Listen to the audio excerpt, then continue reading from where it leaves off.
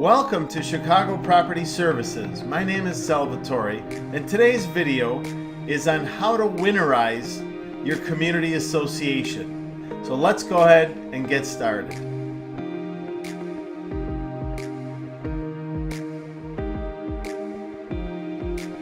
The number one winterization priority should always be to prevent your water pipes from freezing and bursting during the cold winter months.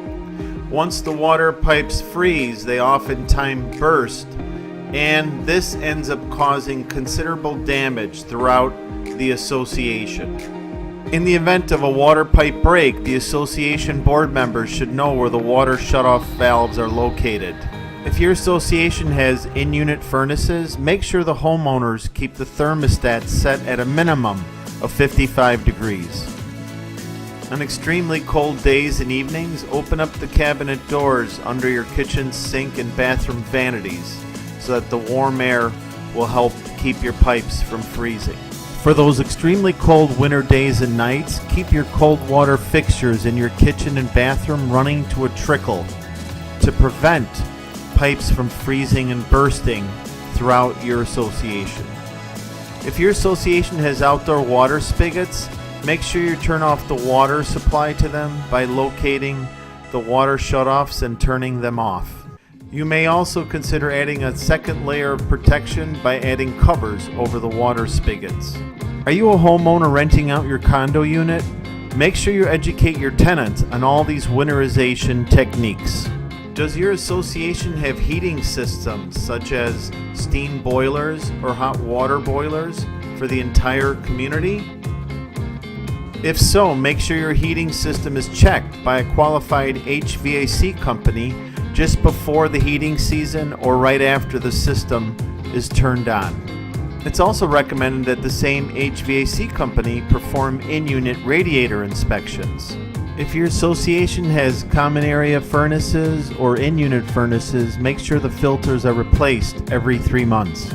Our third recommendation is to turn on the gutter cable warming systems if your association has them to prevent and minimize ice damming around the association.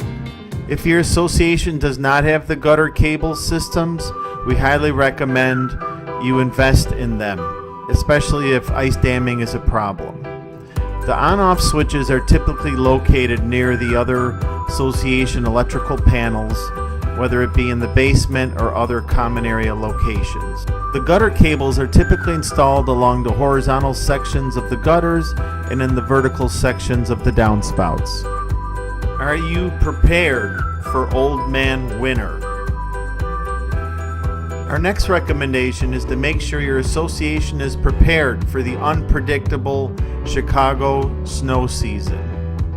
If you haven't done so, make sure you hire a snow contractor as soon as possible before it's too late. With the unpredictability of the Chicago winters, it's better to be prepared for the worst case scenario. Our next recommendation is to check for and eliminate cold air drafts entering into the common areas and in the units of the association. Make sure to have a handyman check all of your common association doors for cold air drafts and have them repaired if this condition exists. Can you see your breath while standing inside your unit? Well, you probably have a cold air draft coming through a window or a door. In this example, the homeowner had a gap around one of their windows, and this allowed considerable amount of cold air to enter their unit. Is your association truly prepared for worst case scenario emergencies? Our next recommendation is to update your vendor list so that you are prepared for daytime and after-hour winter emergency situations. From snow removal to roofing to plumbing issues, make sure your vendor list is ready. Do you have a roofer ready in the event of ice damming issues? Is your HVAC company ready in the event of a heating issue in the middle of a cold winter night? Is your plumbing contractor ready in the event of a pipe burst in the middle of a frigid cold Chicago winter night? Is your snow contractor ready for heavy snowfalls or blizzard-like conditions? Does your association have a restoration company on call in the event there is a disaster or plumbing emergency that requires cleanup? And now it's quiz time. Let's go ahead and test your knowledge on winterization techniques.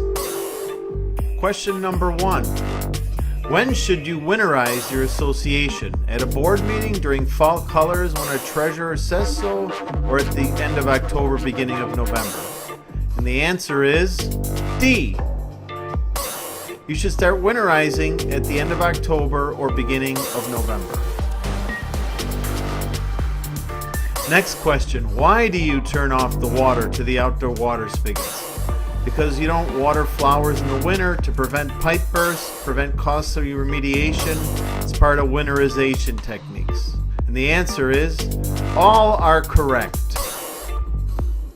You don't water flowers in the winter outside.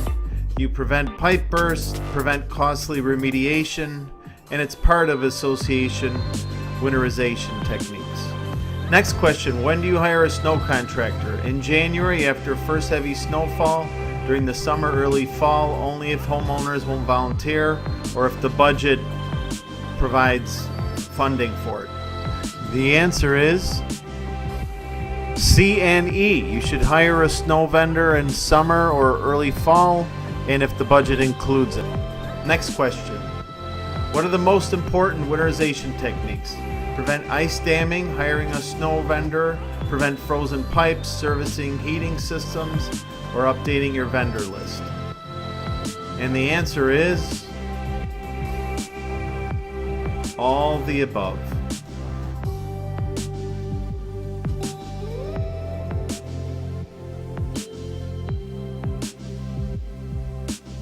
This concludes our video on winterization techniques for condo associations. We'd love to hear your feedback, so feel free to leave us a comment through YouTube or contact us through our website at www.chicagopropertyservices.com.